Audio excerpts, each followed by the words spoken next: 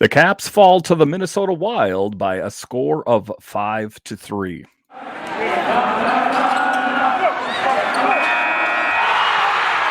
Your Locked On Capitals, your daily podcast on the Washington Capitals. Part of the Locked On Podcast Network, your team every day.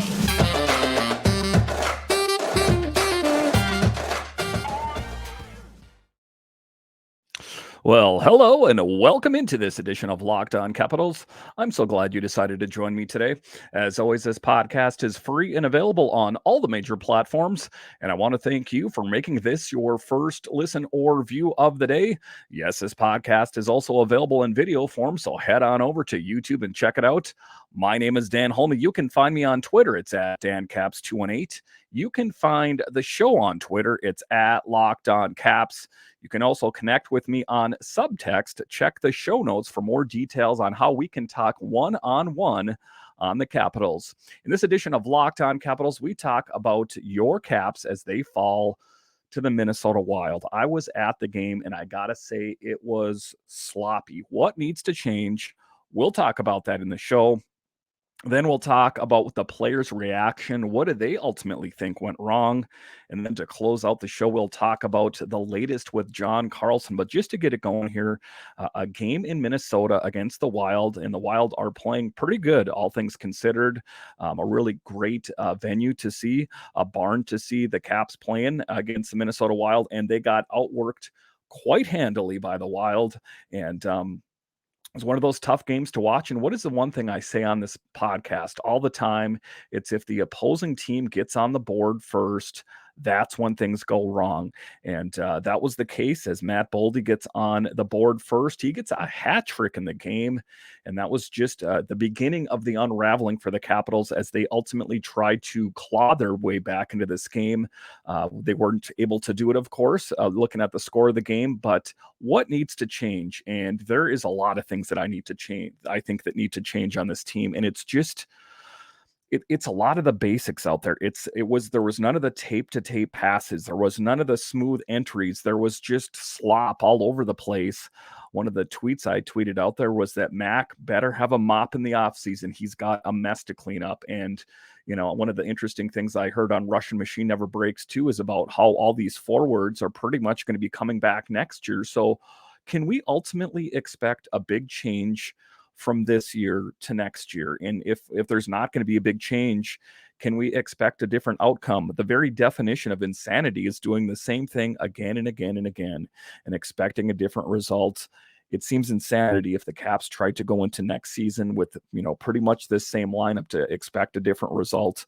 It was tough, but there were some bright spots in the game as Alex Ovechkin gets on the board twice, and he has quite a record in Minnesota, and I've seen him get a hat trick there. It's a really fun thing to watch, but some interesting notes. Alex Ovechkin has recorded 33 points in 20 career games against Minnesota, including 2 assists on January 17th. Ovechkin's 0.85 per game and 1.65 points per game versus the Wild are the highest rate he has recorded against a single franchise in his career. Ovechkin has recorded a point in every game in Minnesota dating to October 12th, 2006, the longest road run of his career against a single franchise. Ovechkin has scored 25 goals in 44 career regular season games against Marc-Andre Fleury, the most goals he has scored against a single goalie in his career, and has scored 2 goals in 2 career games versus Philip Gustafsson. So he has the Minnesota Wild's number. And, there were certain players out there that tried to take that team and put it on their back and carry them across the finish line, but they couldn't do it. So one of the players, of course, I just mentioned there was Alex Ovechkin. He showed up and he did what he could do. He got 2 goals. Dylan Strome got the other goal. He did what he could do. But another guy of impact for me that I really noticed out on the ice was TJ Oshie. And, one of the things about TJ Oshie is you really can't quantify very easily what he means to this team. But if he is out on the ice, he is involved in being a playmaker. He is involved in scoring opportunities. He's got a great knack for being in the right place at the right time. And if there's one guy, and I know it's a bit of a polarizing thing to say, I would like Oshie to come back, even though I understand he is a bit prone to being injured. just watching him out there, he is always involved in scoring opportunities and that kind of thing. And not only that, when Kuznetsov got taken out there by Dumba, TJ Oshie wanted to take on that entire Wild team. He was all over the place. He was lit up. I admire his standing up for his team, that kind of thing. Even though to his detriment, he spent a good chunk of the game then in the penalty box. But just having that guy out on the ice, a baller, a playmaker. So there were some players that really stood out. There's some players that aren't totally dialed in. I still don't think that Nick Backstrom is totally dialed in. Just from watching the game, he kind of had that play there that he coughed up the puck that led to a scoring opportunity, which ended up turning into a goal. And I don't think that he is playing at 100%. So there were just a lot of things that were just kind of disjointed. That's my takeaway from the game, is it just appeared disjointed. And Charlie Lindgren didn't have a great game either. I'm not going to say it lies squarely on his shoulders, because I understand the defense in front of him and all that kind of thing played into that as well. But he saved 35 of 40 according to the score sheet here. So it was a rough game, suffices to say, to watch. And, there were points that I thought the Caps were going to be able to stage a comeback, and it fell short. It seems like Ovechkin would get a goal, and then boom, they would get another goal to follow it up. It was just, they got worked over hard by the Minnesota Wild. And the questions for me now are, where do we go, Caps fans? They'll get a big win one night, and then the next night they'll lose a big game. Where do the Caps go from here? There's not a lot of time left. I know if there's any saving grace, it's that they're playing the Columbus Blue Jackets next, which we know aren't, the biggest opponent. But the one thing the Capitals don't want to get drawn into is a trap game against the Columbus Blue Jackets, right? Because that they're wanting to make a name for themselves as well. The game before that, they lost to the St. Louis Blues by a score of 5-2. They lose to Minnesota 5-3. These were what I talked about, must-win games. And St. Louis was the poorer of the two opponents between the Blues and the Minnesota Wild. And guess what? They found a way to lose both of those games. And I don't want to, do this podcast and be all doom and gloom with the listeners and viewers of the show. But to a certain extent, I want to be honest with you and say, what I'm seeing out on the ice is just not cutting it. And I don't think it's the year, guys. I really don't. Towards the beginning of the month, they made some movements. They brought in Rasmus Sandin. They did these different moves here. It's just, there's just not enough runway. This team would have to go on a heater like you've never seen before if they're going to end up making any kind of push for the playoffs. And it just seems for me right now, it's a little bit too much, a little too late. And that's the way it is, and again, I would love for them to win the rest of the games of this season, but as it turns out, I just don't think that's the case. And then there was the troublesome things out there as well, as Kuznetsov getting kind of smacked around out there. But just taking a look out there, every point is critical as they make their final push for the playoffs, but the climb only got harder when they lost. In 5 straight games, Washington has given up the first goal of the game within the first 18 minutes of play. After the first 20 minutes, the team will come out and make a reasonable push, but the comeback efforts, with the exception of Wednesday's 5-4 shootout over the Buffalo Sabres, comes up short, writes Washington Hockey Now. And that's my assessment. And it just seems that would they get caught up in their own head. Like Minnesota scored first, and then it was just like the wheels fell off. There was a bit of a push in the third, but ultimately it fell short. So that is the tough thing going forward, is how does this team find a way to pick itself up by the bootstraps and try to get into the win column? I think that already we kind of have to start positioning ourselves to think about, what are they going to do in the offseason? What are they going to do at the draft? What are they going to do at free agency? Those kind of things. I just think at this season, we just got to, leave it to the assessment part. Like I spoke about a couple of weeks ago, we're at that point where it's kind of like, okay, a valiant effort. They try to do what they can do. Now we're moving on, because it's just, I don't think it's going to happen this season. I'd love to tell you guys that it's going to happen. Just seeing it in person, the whole team just looked disjointed and awkward out there. It just didn't strike me as a team that is poised for doing great things in the offseason. And that's a hard thing to say, because this team has made it to the playoffs for so many years that it's a difficult things to come to terms with. But I think that ultimately that is where the Caps are at. All right, so after the break here, we are going to talk about the players themselves. So what do they think the status of the Capitals is? Uh, we'll talk about that next. Our next partner has a product I use literally every day. I started taking Athletic Greens because I wanted some energy. I wanted a supplement that actually helps me feel great. Now I started taking it because I have young children at home. And if you have young children at home, maybe you can relate to why you need it. So, what is this stuff? With one delicious scoop of AG1, you're absorbing 75 high quality vitamins, minerals, whole food sourced superfoods, probiotics, and adaptogens to help you start your day right. This special blend of ingredients supports your gut health, your nervous system, your immune system, your energy, recovery, focus, aging, all of these things. So, it's lifestyle friendly, whether you eat keto, paleo, vegan, dairy free, or gluten free. It contains less than 1 gram of sugar, no GMOs, no nasty chemicals or artificial anything. It has tons of the great things in it that helps you feel great, even going through the winter months. And I know that we're coming up on the end of the winter months, but having that extra nutrients in your system, that really helps you feel great. To make it easy, Athletic Greens is going to give you a free 1 year supply of immune supporting vitamin D and 5 free travel packs with your first purchase. All you have to do is visit athleticgreens.com/NHL network.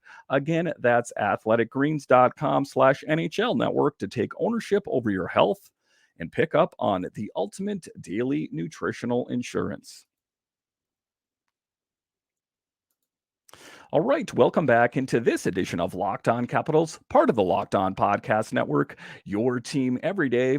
In this next segment here, we're going to talk about what the players thought went wrong. And, it's easy for me to assess as watching the game what went wrong. And one of the things, of course, was Evgeny Kuznetsov getting hit kind of with his head down, and Dumba just took him out. And that, drew the ire of pretty much every Capitals player out on the ice. But as of right now, as I'm recording this 8:40 Central, we don't know the status of Kuznetsov and how much time he's going to miss. We know that we got Alex Ovechkin back, and that was a good thing to have. And again, like I spoke about in the first segment, he did what he could do. He put the team on his back as the captain. Still wasn't enough. It was a tough thing to observe. It's kind of the situation right now. We don't give up, Captain Alex Ovechkin said, who scored twice and had an assist while trying to spark his team against Minnesota. We try to battle back. Again, we try to do our best to win the hockey game, so we don't stop playing. We battle. And he did battle. And like I said, there were certain players that were really engaged. Oshie and Ovechkin comes to mind, as a couple of the players, just from my observation, who kind of really stood out. On Sunday, the first goal came within first 50 seconds. That's tough. And about that, they say it's disappointing, obviously. We don't want to get behind early like that. Lindgren said, we've done it too many times. It's hard to play catch-up hockey. And, there were moments that when I was watching the game, I thought, they're going to find a way to rally. They're going to find a way to win this game. It just wasn't there. The Capitals would score a goal, and then the Minnesota Wild would score a goal, and then they'd score two goals. And you could just kind of tell, the momentum was really kind of going into the Minnesota Wild's favor there. This is frustrating. Obviously, we just haven't started good, Strome said, acknowledging our last 40 minutes in the last 5 or 6 games have been pretty good. We've been hanging in there in every one we've played. Our starts aren't great, but I'm not sure the exact reason. That's timing, and that's why we're running out of time. And it's an interesting thing about why they can always kind of, come together in the third period, at least make a valiant push, right? I mean, obviously they fell short against the Wild, but it's just playing that complete game, that we hear all the time about. And I know that's not saying anything new. That's just the basics of pretty much every professional sporting league out there is playing a complete game.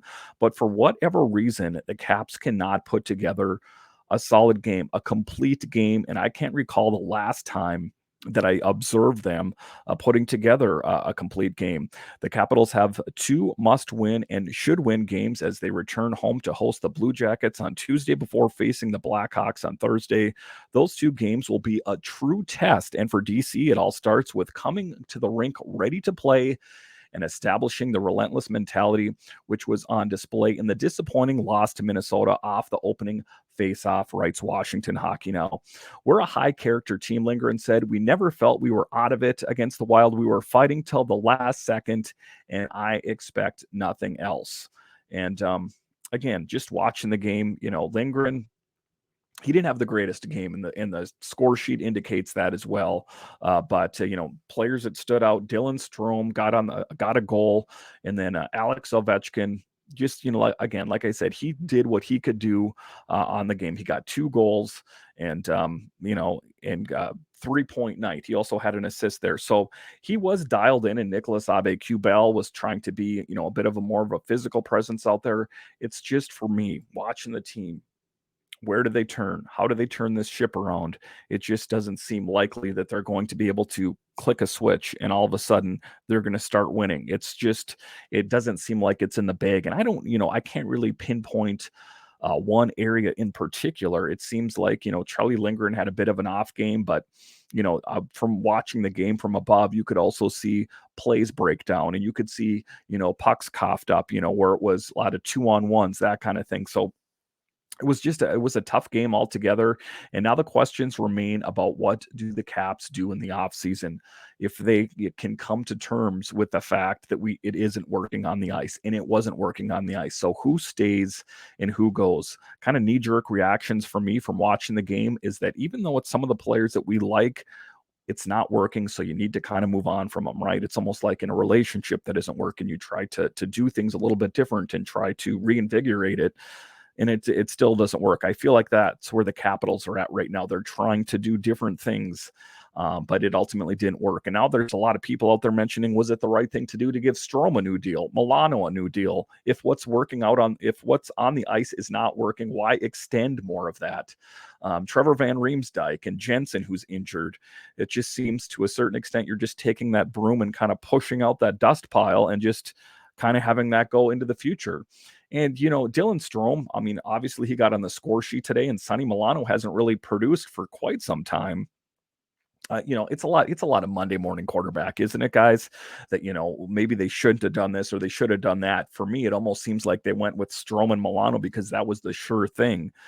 We know what we got in them, but it almost seems for me to just really jumpstart this team, they need to really make some big changes, like just really take that snow globe and just really shake it up good, get in a lot of different players, quality players. I'm not saying they should just infuse it with nothing but rookies, but it's just been, kind of a tough season to watch as a Caps fan, a longtime Caps fan, because this is the first time, like I said earlier in the show, that they've missed the playoffs in quite some time, Adam Oates era. So how do they turn it around? Some tough questions lie ahead from the Caps. All we can focus on right now is the next one, and the next one is the Columbus Blue Jackets, and then it's the Blackhawks. Those should be 2 games that you can win. If you lose either one of the games to the Blue Jackets or the Blackhawks, it's going to be very, very tough, because those are 2 teams on paper that you should beat.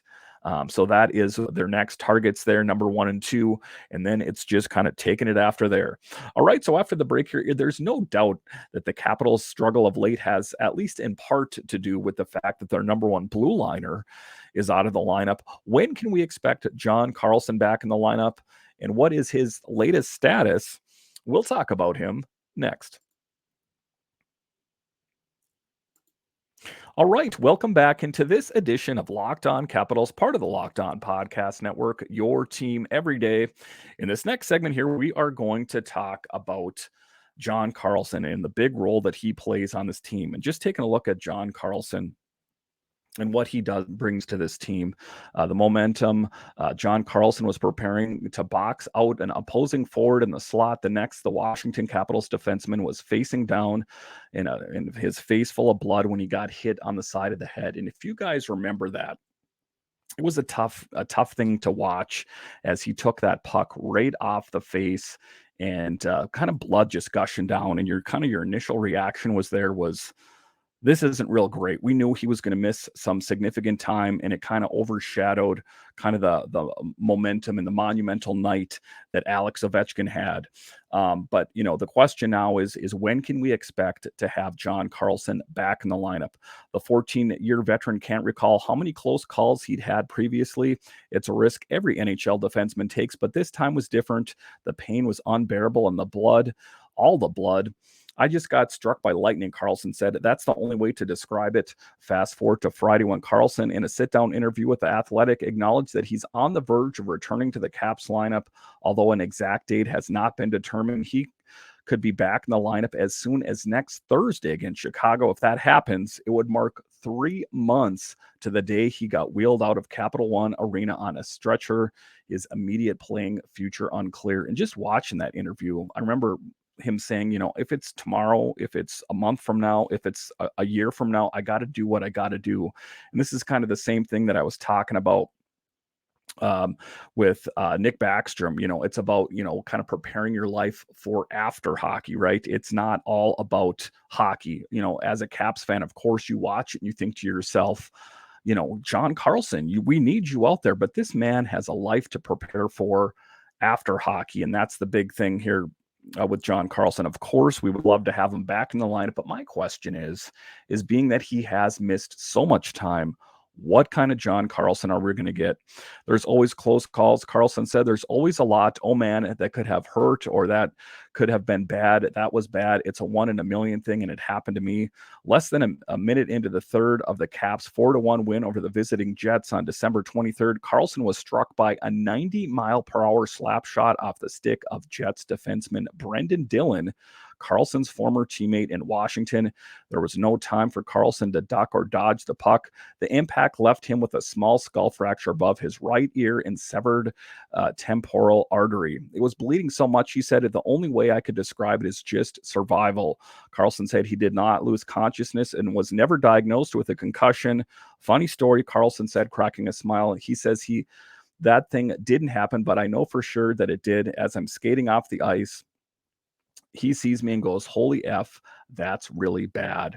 And it was one of the things where when you watch the game, you could tell that it was bad. And, he probably was going to be missing some substantial time. So the big thing for Carlson is number one blue liner on the team. Caps went out and signed Rasmus Sandin. There was a trade between the Capitals and the Maple Leafs where Gustafsson went there, and we sent that first-round pick from Boston to Toronto, and we got Sandin. So he has done the job of filling in for John Carlson. There's been some miscues and misplays on defense, that kind of thing. But that is the future. Rasmus Sandin and John Carlson.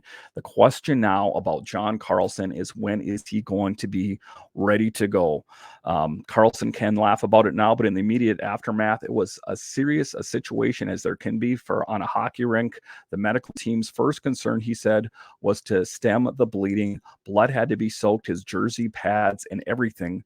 Up here, Carlson said, pointing to a scar where his ear, cheek, and sideburn converge. This is where the artery got lacerated. And that's the tough thing, because when you're watching the game, you're thinking to myself, how serious of an injury is this? The blood was just pouring there. I was in the training room when he came in. I saw the cameras didn't see. She said it was scary in there.